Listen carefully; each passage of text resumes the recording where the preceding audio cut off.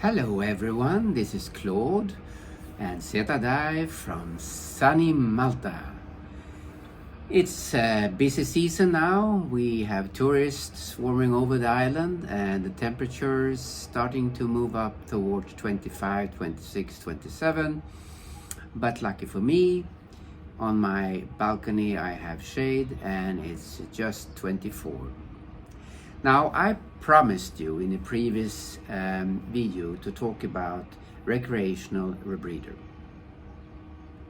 And the recreational rebreather dive is a PADI course, and as a Hollis Prism 2 rebreather instructor, I will teach only how to use the Hollis Prism 2. And this is one thing. When it comes to rebreathers, they are all unit specific. So if you are trained on one specific unit, in this case the Prism 2, you are only allowed, when certified, to dive with the Prism 2. There are other units and new ones are always popping up here and there. They are developed. Some are so-called side mounts, some are very easy, small, light-weighted, front mounted, aimed more for the travel market, and they don't weigh much. And all of these different rebreathers, they have pros and cons, and share one thing, and that is they all use a scrubber to filter your air that you breathe out so that it can be reused when you breathe in, and enable you to stay under the surface for a longer, much longer duration of time compared to the open circuit.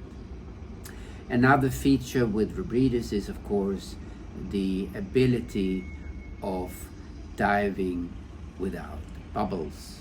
That in itself allows you to come closer to the marine life and experience the fishes and whatever is under the surface without scaring them away from you because you're blowing out bubbles and making noise. The air that you breathe in is also more moist, warmer, which feels nicer for your all over feeling, well-being. There is, of course, a complete different way of diving when it comes to trim. Your lungs will no longer function as a fine-tuning BCD, if you want, because it's a closed system with the hoses and it comes in here with the mouthpiece. It won't matter whether you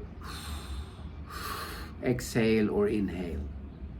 That is, the trim is regulated by how you put the weights, where you put them, and how much. And the rest is done by your fins. You go up and then you stay there breathing. You go down and you stay there and breathe. But the breathing itself will not affect your trim or your buoyancy. That takes a little time to get used to, but once you do it, it's a piece of cake. What I do love with the rebreathers compared to the open circuit units is the safety, because even if you have an emergency of some sort, you have several options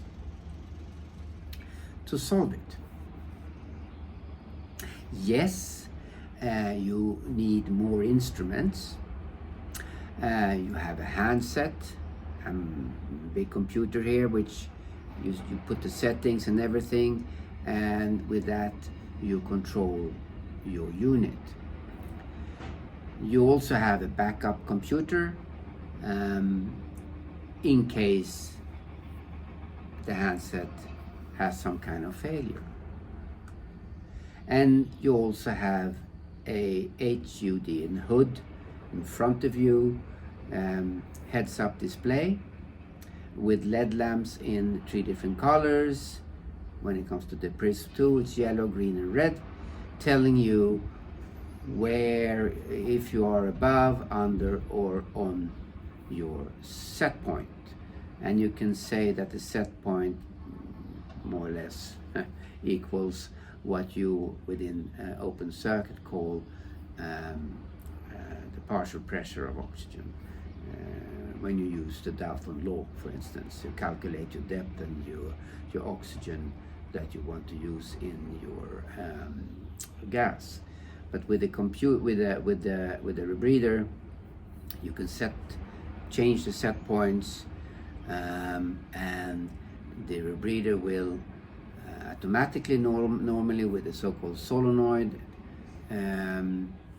push gas so that your oxygen, in this case, so you always have the right mix, or you can manually add oxygen if you so wish. And should all things goes really bad, you still have a safety option, and that is the bailout tank. And you have 1 or 2 or 3 depending on what kind of dive you do, but for the rebreather diver it's 1 tank, and it's filled normally, in your case, with air or maybe nitrox, but air is the normal one. And we have a saying within the rebreather diving, and that is, in case of doubt, bail out. So you see, the safety options are numerous, and it's really nice to know. Now, you need certain prerequisites for diving the PADI Rebreather course. You need to be 18 years old, and you need to have at least 25 log dives, and you need to be certified as a nitrox diver, an enriched air diver.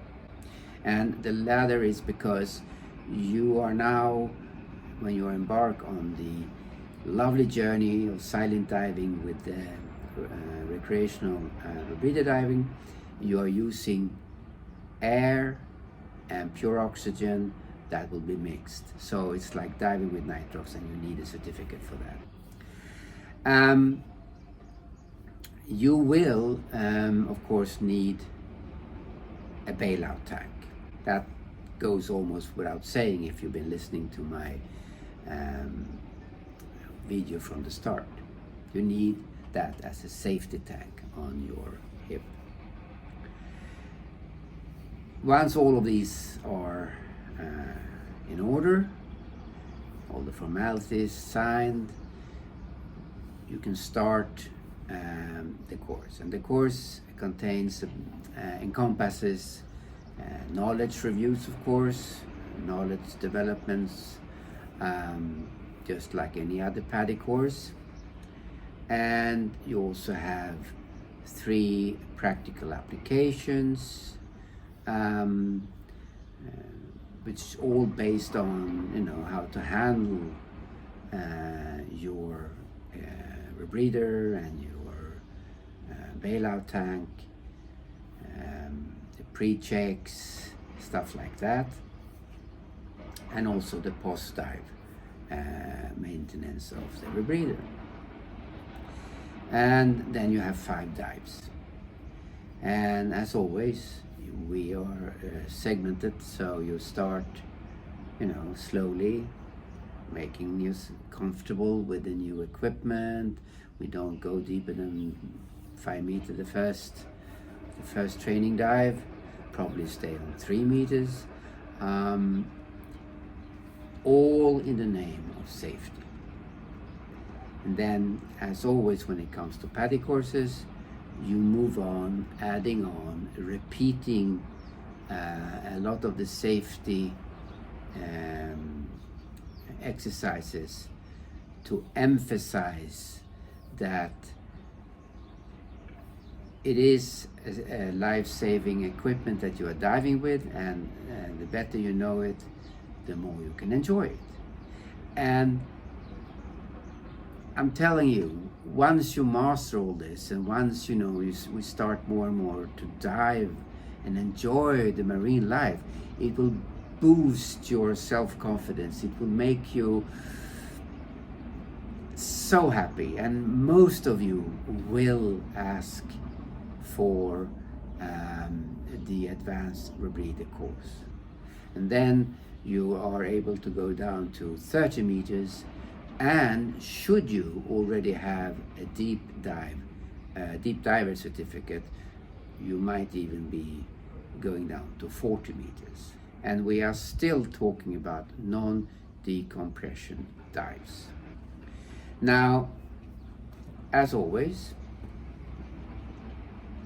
should you have any questions about recreational Rebreather dive, please send me a message. Come to Malta. Talk to me about it. Or, as always, talk about diving in general. I'll be happy to explain and talk more about it. But until such time, I hope you enjoyed this information and this video. So, as always, ciao, ciao from Malta.